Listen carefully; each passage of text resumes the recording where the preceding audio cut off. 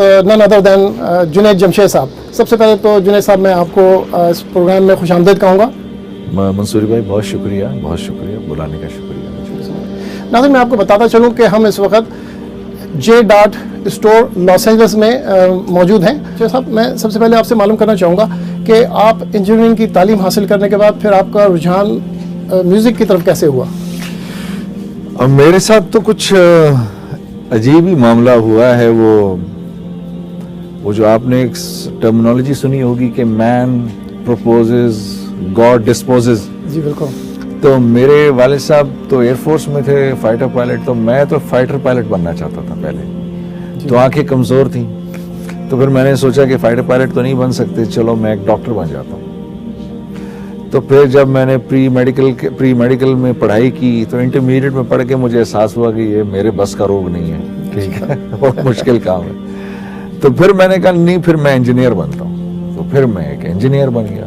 सब सक्सेस आपने छोड़ के और फिर यू बिकेम रिलीजियस स्कॉलर, तो ये जो ट्रांजिशन थी इसके बारे में हमें बताइए। देखिए बात ये थी कि मैं सक्सेस तो बहुत मिल रही थी जी। वो मैं यहाँ का यूएस का हॉलीवुड का एक बहुत बड़ा एक्टर है, कॉमेडियन है, जिम कैरी। जी बिल्कुल। मैं बड़ी शुरू से ही मैं उसका बड़ा फैन था। अच्छा।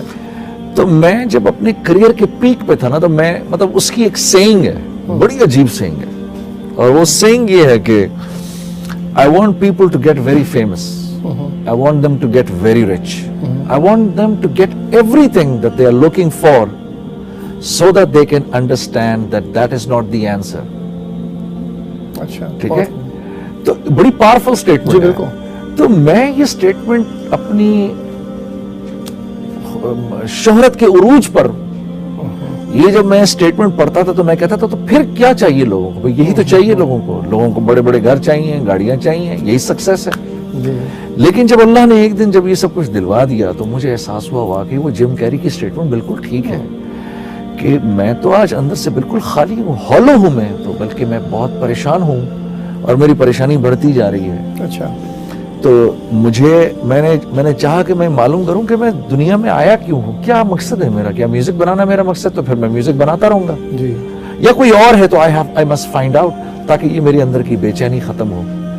बस इसी के पीछे दौड़ते दौड़ते दौड़ते दौड़ते मौलाना तारिक जमील साहब से मुलाकात हो गई। फिर मैं उनकी मजालिस में बैठना शुरू हुआ, फिर मैं और अल्लाह वालों की मजालिस में बैठना शुरू हुआ। तो वो जो इत्मीनान में ढूंढ रहा था इस अपनी शोहरत में और पैसे में और नाम में और एल्बम्स में और टूर्स में, तो वो मुझे एहसास हुआ कि वो तो यहाँ है। अच्छा।